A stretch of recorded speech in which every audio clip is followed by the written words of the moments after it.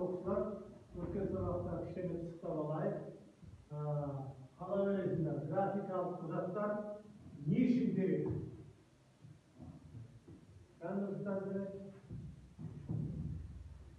Графикалық құжаттама кез келген айналатын жүйенің бөлшектері мен бөлшектердің түрін, көлемін анықтау үшін қажет. Түсінікті ғой, көрдіңдер ме? Бөлшектердің жаңағы отырыңыз.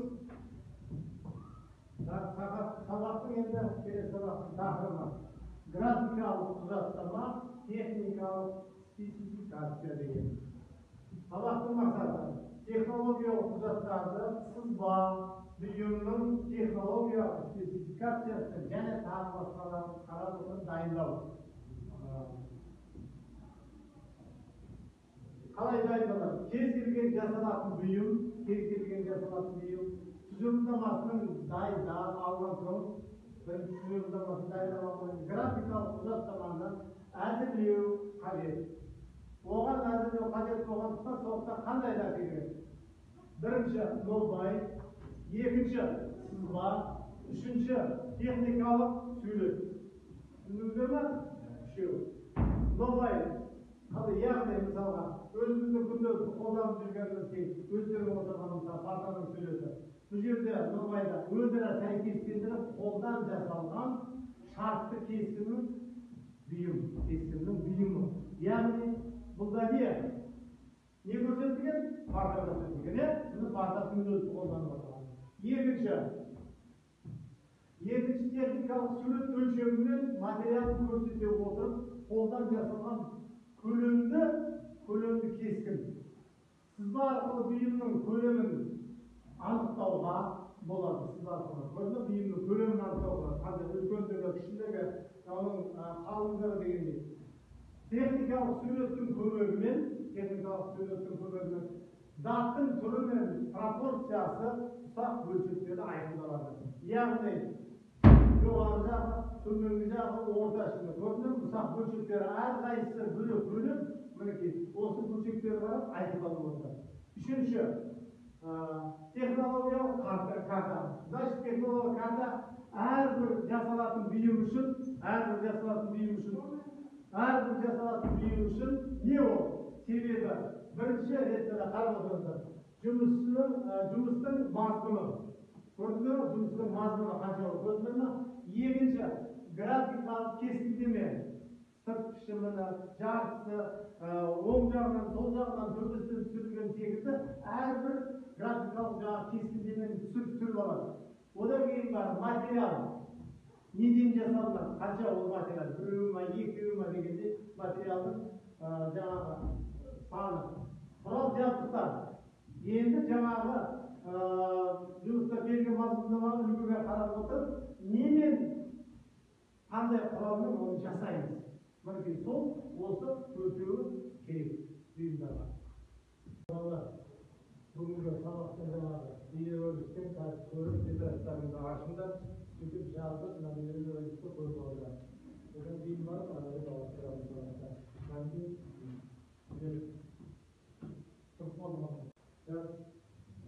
Балалар ағаштан орындық жасау үшін қазір бейнеролик көреміз.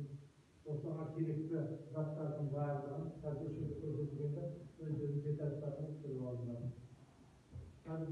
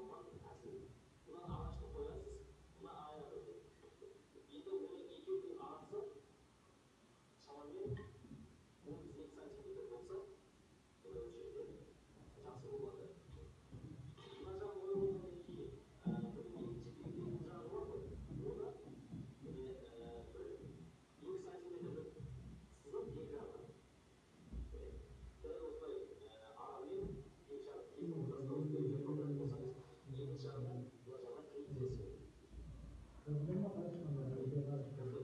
Anlasına bakın.